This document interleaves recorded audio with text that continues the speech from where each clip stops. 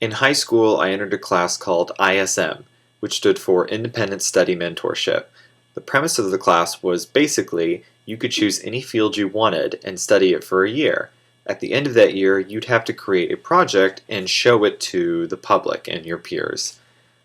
I had played clarinet and piano throughout high school, and I'd always been interested in composing, not just for those instruments, but for all of them, and so I decided that I would do music composition.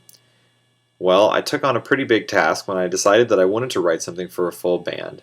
Over the course of that year, 8 months or so, I slowly chipped away at writing a piece of music on my computer.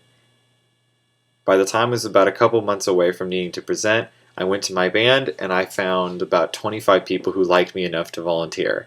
That plus I bribed them every week with food, tacos and brownies and stuff like that. Not before they played, but after they played, otherwise they'd get food all over their instruments.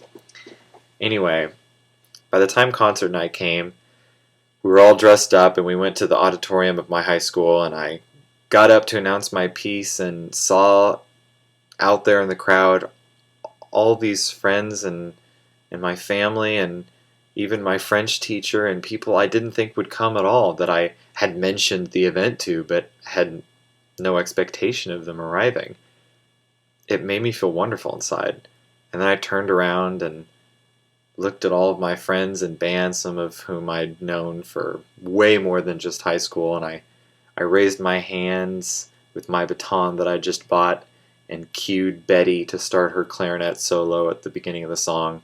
And we played, and I felt like it was just 2 seconds long. It just blew by so fast for me.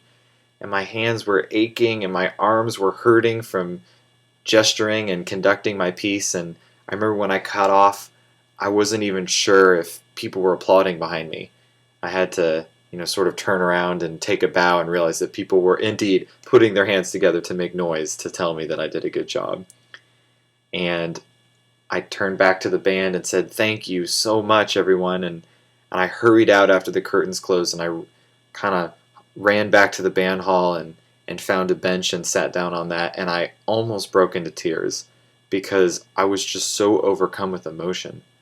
I am not an emotional person, and I didn't know how to handle this experience. I had played a piece of music I created over an entire year with all of my friends who volunteered out of the kindness of their heart and their stomachs, and played it for my friends and my family and people that I didn't even think cared about me that much, who had come just to hear what I made. And I could not handle this all-encompassing emotion that was tied to this event. So much feeling and power that this had for me. And it was intoxicating. My friends came in and they said, "Andy, we were great. That was amazing. Are you okay?" And I said, "Yeah, this is overwhelming, guys."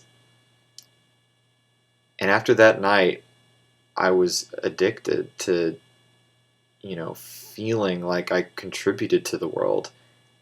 And I encourage anyone who's not feeling like they're worth something to make something. It doesn't even have to be art, just to create something and involve other people and try and share that with the world. And you'll be surprised with how many people are willing to come and see it and how many people are willing to applaud it.